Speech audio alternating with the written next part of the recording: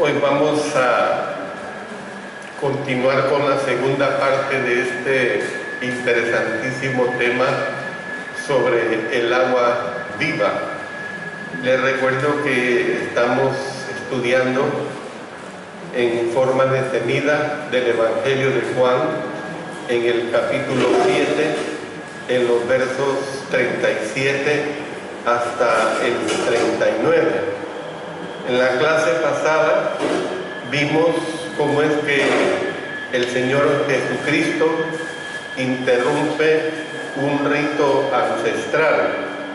Ya eso ha quedado bien claro en sus mentes. Y ahora vamos a ver cómo es que el Señor Jesucristo promete ríos de agua viva. Después que el Señor Jesucristo invitó a los sedientos a venir, Él declaró en el verso 38, el que cree en mí, como dice la Escritura, de su interior correrán ríos de agua viva. No estamos seguros, hermanos, cuál Escritura tenía Él en mente.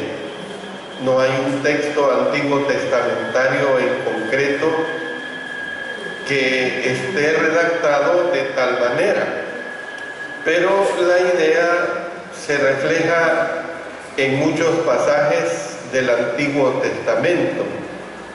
Miren lo que dice en Isaías, en el capítulo 44 y el versículo 3. Ahí empieza a darse esta idea que es muy similar. Noten en el verso 3 del capítulo 44. Porque yo derramaré aguas sobre el sequedal y ríos sobre la tierra árida.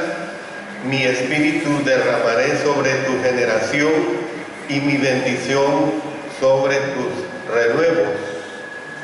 También si vamos a Zacarías capítulo 13 y el versículo 1, también tenemos una relación en relación a esta condición del agua de vida. En aquel tiempo habrá un manantial abierto para la casa de David y para los habitantes de Jerusalén, para la purificación del pecado y de la inmundicia. En el 14:8 dice: acontecerá también en aquel día que saldrán de Jerusalén aguas vivas, la mitad de ellas hacia el mar oriental y la otra mitad hacia el mar occidental, en verano y en invierno. Entonces está claro el asunto principal que el Señor desea para señalar, y ello es que solo los que vienen a Él serán refrescados espiritualmente. Bueno, vamos a ver en relación a que Cristo promete ríos de agua viva, vamos a ver tres aspectos importantes. En primer lugar, Jesús ha prometido agua. Óigase bien, Jesús ha prometido agua, es decir, agua espiritual. Si usted recuerda, en la clase inicial de la semana pasada, hicimos notar al comienzo de esta clase de lo beneficioso que es el agua, y cómo es que cada vez se ha descubierto más la importancia del agua en la dieta humana. Hay un fisiólogo que llevó a cabo un experimento de la relación entre el agua y la resistencia física, y dice que puso a caminar a atletas varones sobre ruedas de andar a una velocidad de 5,5 kilómetros por hora. Y se les pidió caminar hasta que ellos quedaran totalmente exhaustos, o sea, totalmente rendidos, que no pudieran seguir. Y a un grupo se le privó de agua durante la prueba que este hombre hizo.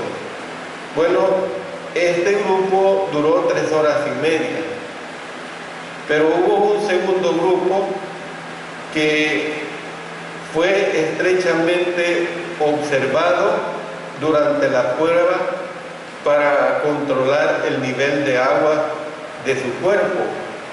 Pero la diferencia fue que a estos atletas se les suministró la cantidad de agua que necesitaran para mantener un nivel constante.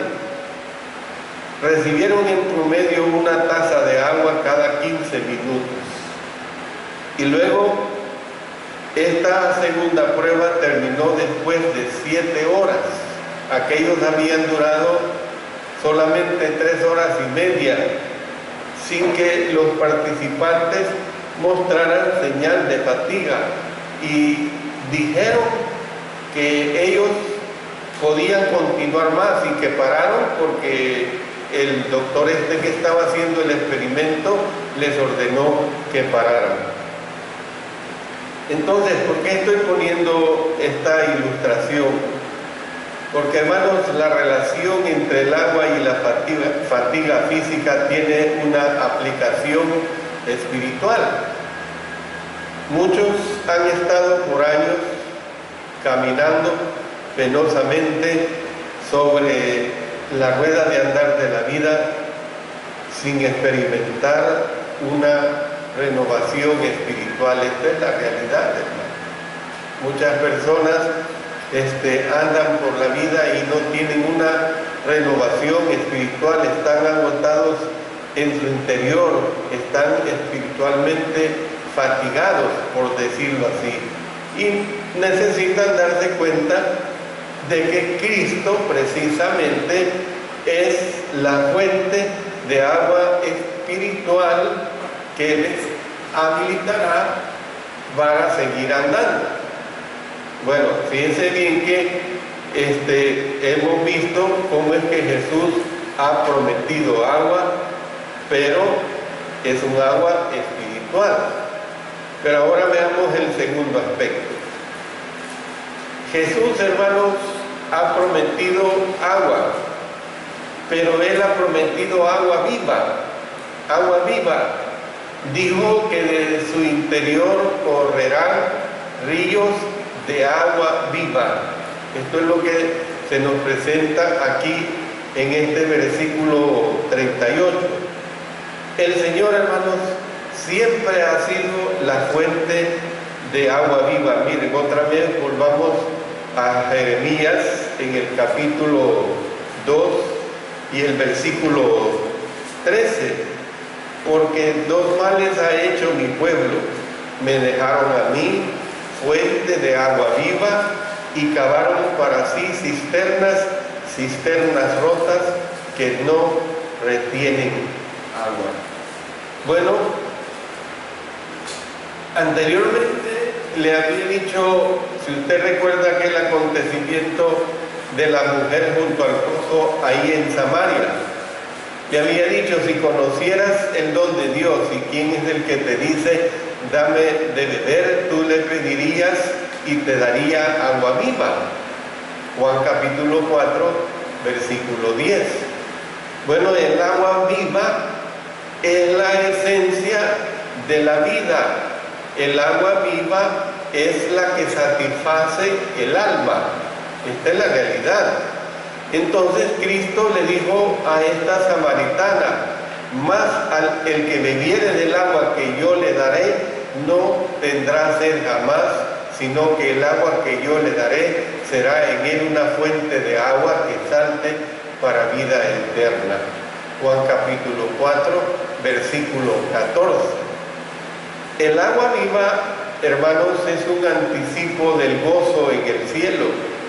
Y esto ya lo hemos visto en alguna parte del libro de Apocalipsis.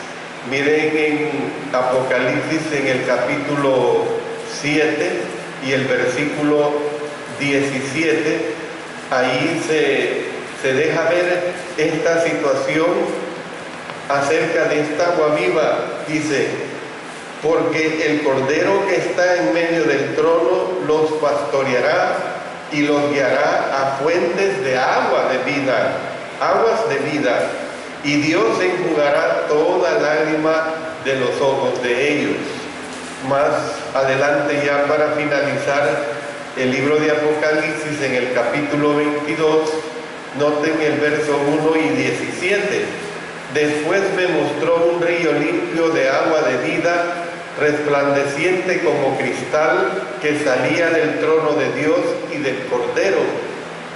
Y el Espíritu y la esposa dicen: ven. Y el que oye diga: ven.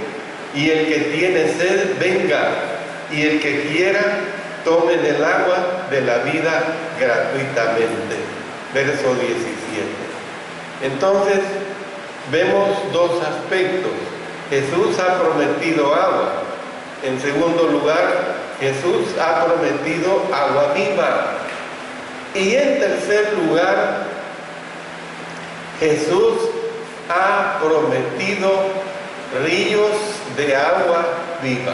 Miren qué cosa, ríos de agua viva.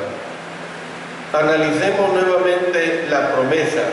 Aquí en este versículo 38 dice que de su interior correrán ríos de agua viva.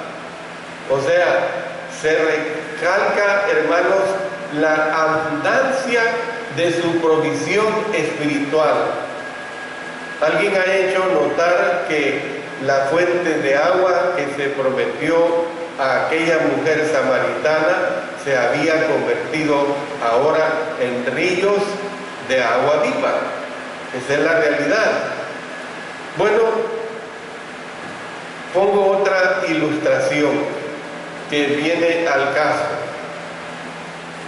Se ha investigado, es una realidad, la ilustración que les pongo, que se ha investigado que en lo alto de la cordillera de los Andes, a más de 5.000 kilómetros de altura sobre el nivel del mar, dice que da comienzo un diminuto río. Es un río muy chiquito, de apenas, dice que es 30 centímetros de ancho, hermano. 30 centímetros es más o menos esta porción. Bueno, 6.400 kilómetros más adelante desemboca en el más caudaloso río del mundo, el Amazonas, hermano.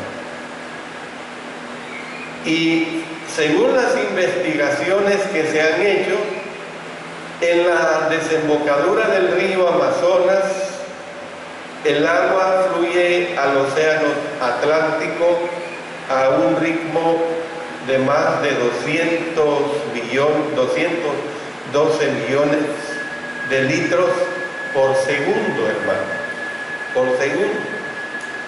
Y se dice que si el líquido se pudiera recoger, el caudal de un solo día bastaría para suplir las necesidades de agua que tiene durante 9 años la ciudad de Nueva York. Imagínense. Bueno,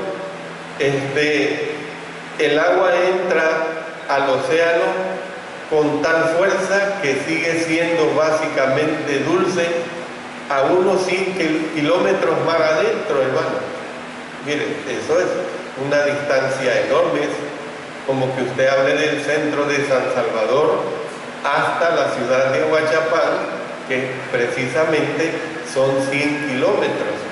O sea, todavía es tan enorme el caudal que el agua sigue siendo dulce.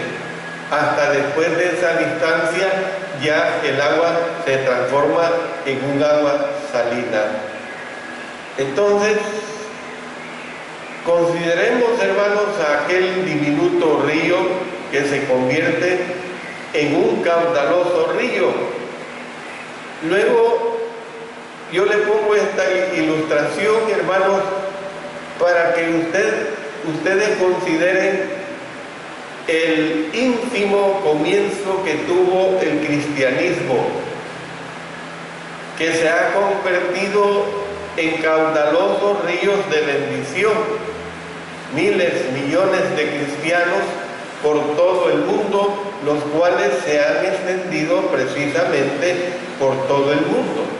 Es una realidad, hermano. Entonces, una vez más lo digo, la palabra ríos, hermanos, destaca la abundancia de bendiciones que ofrece el Señor Jesucristo.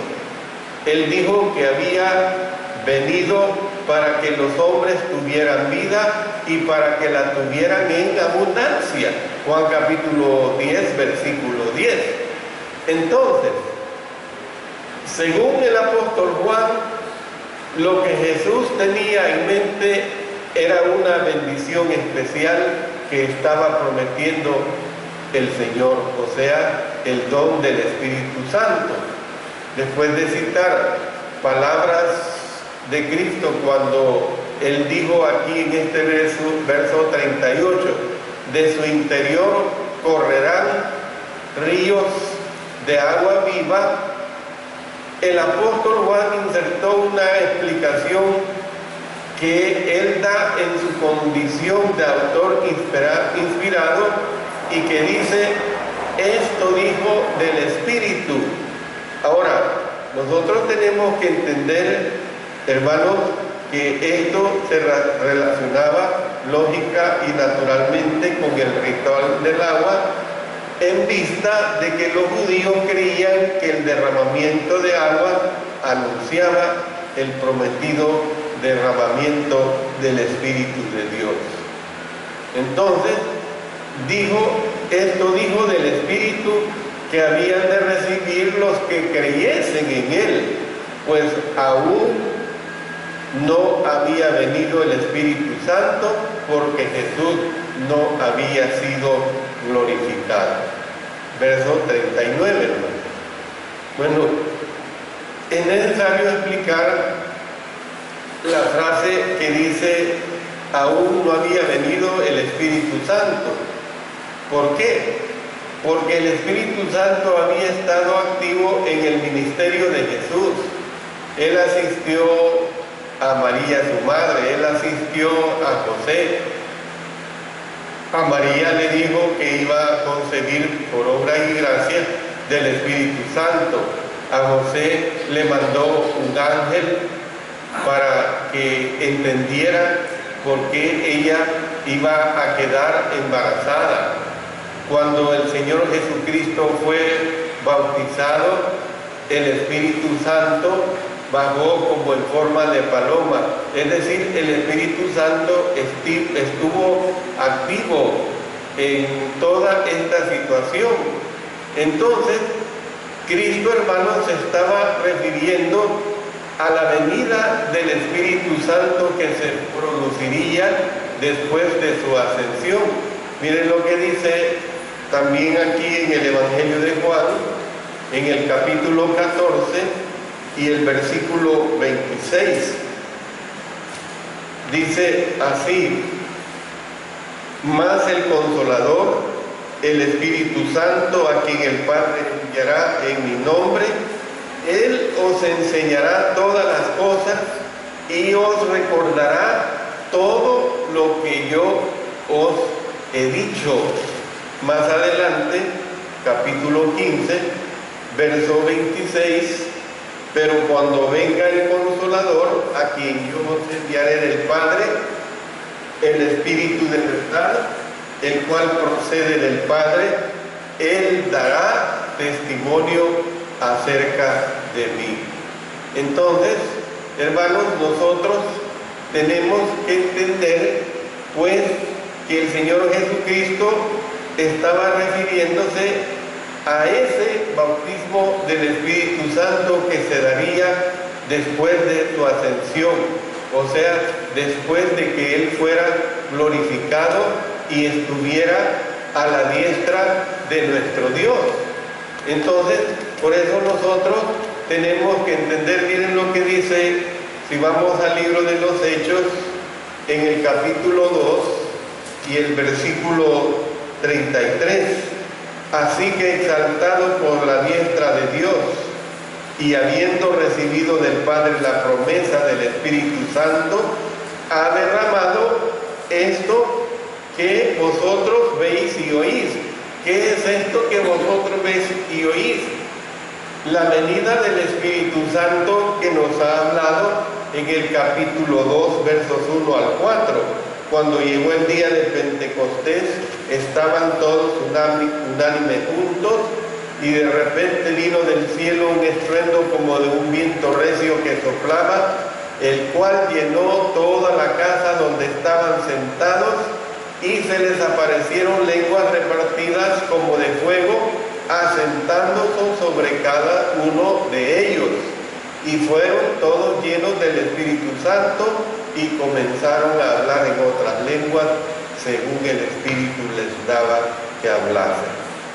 Claro, tiene que entenderse que la palabra todos se está refiriendo a los 12 apóstoles, ¿verdad?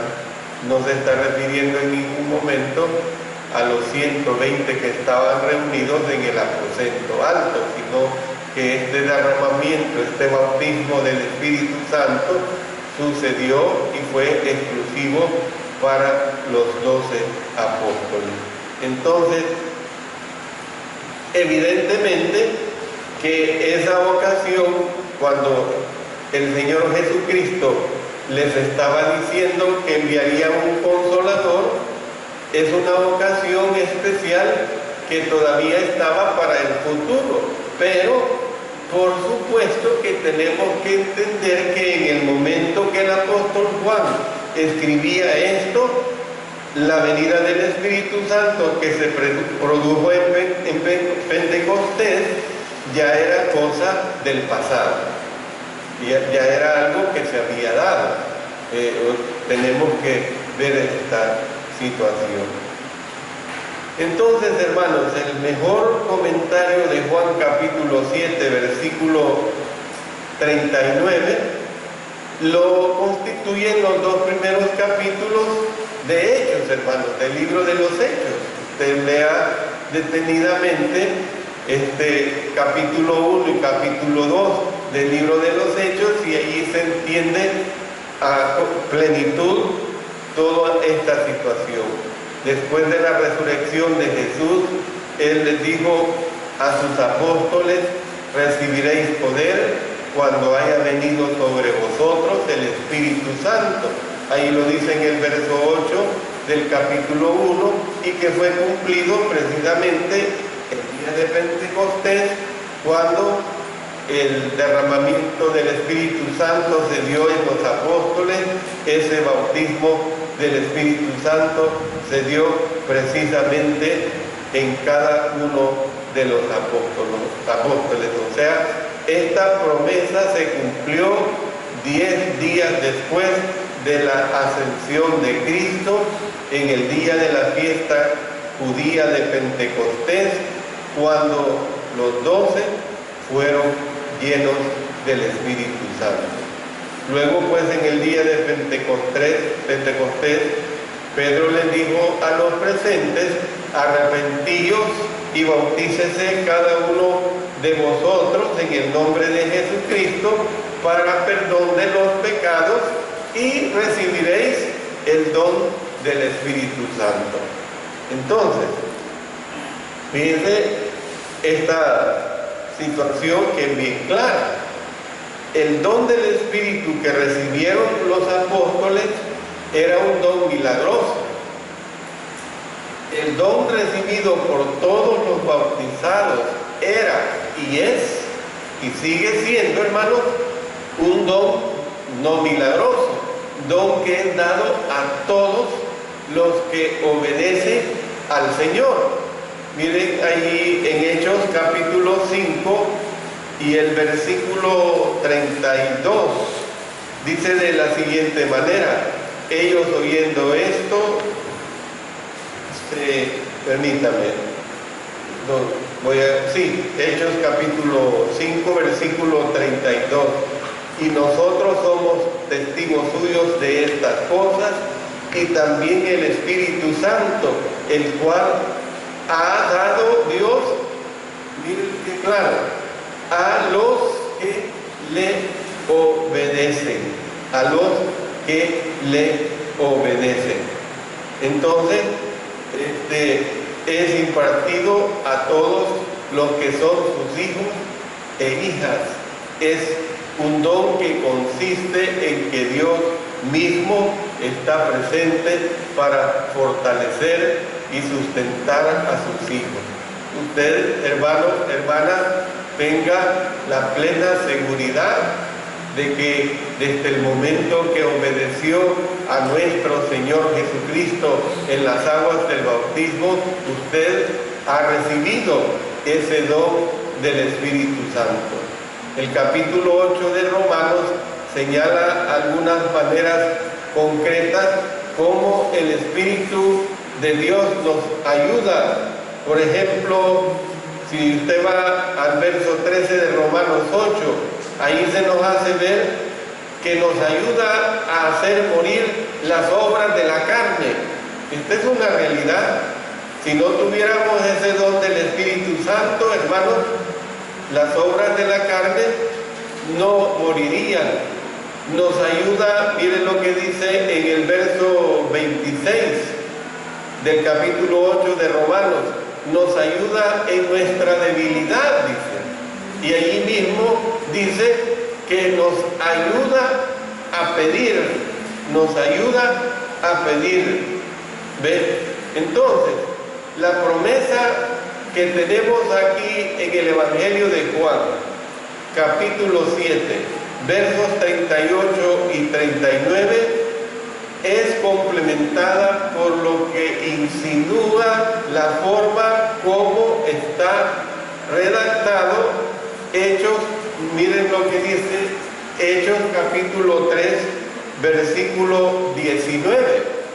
Miren lo que dice: así que arrepentíos y convertíos para que sean borrados vuestros pecados, para que vengan de la presencia del Señor tiempos de refrigerio.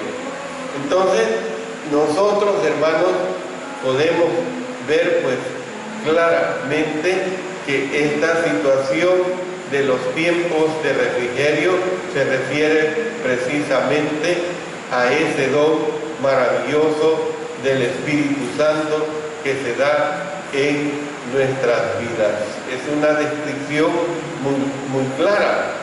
Entonces, volviendo a Juan, capítulo 7, versículo 39, la palabra clave es creyesen.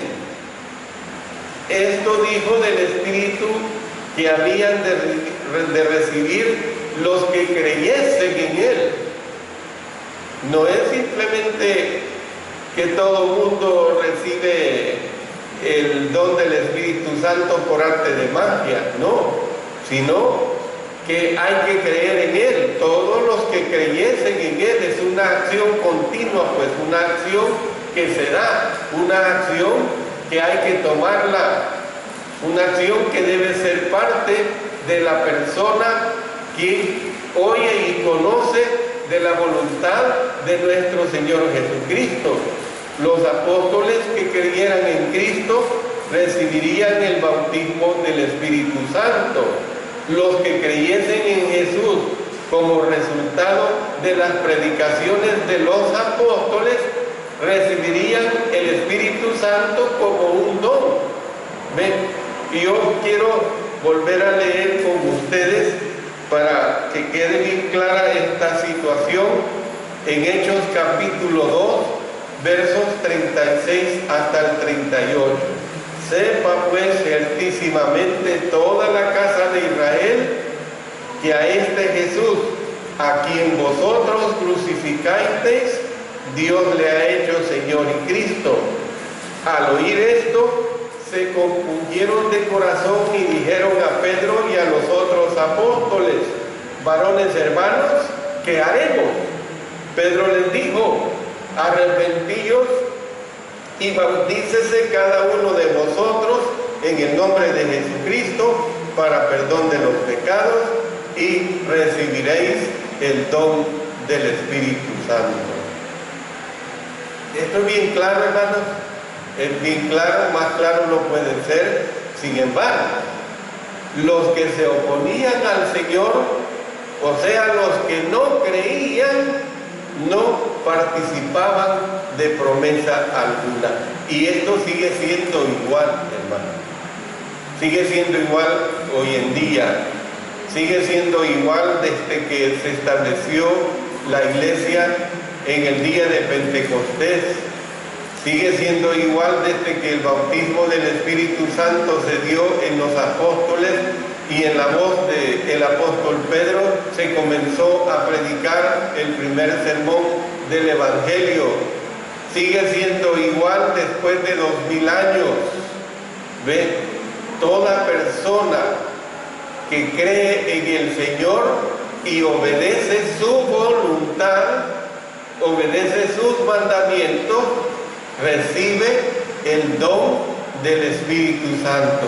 Pero toda persona que no hace caso positivo de esta enseñanza tan clara, evidentemente que no puede recibir esta promesa. Es una realidad. ¿Ve? Es algo que su servidor ni nadie que escudriñamos las Sagradas Escrituras nos inventamos, sino que la palabra de nuestro Señor es totalmente clara. Yo voy a quedarme aquí en esta clase. En la próxima vamos a cerrar con la tercera y última parte de este tema del agua de vida. Vamos a ver los requisitos de Cristo para aquellos que tienen sed de Él. Que el Señor los bendiga, hermanos.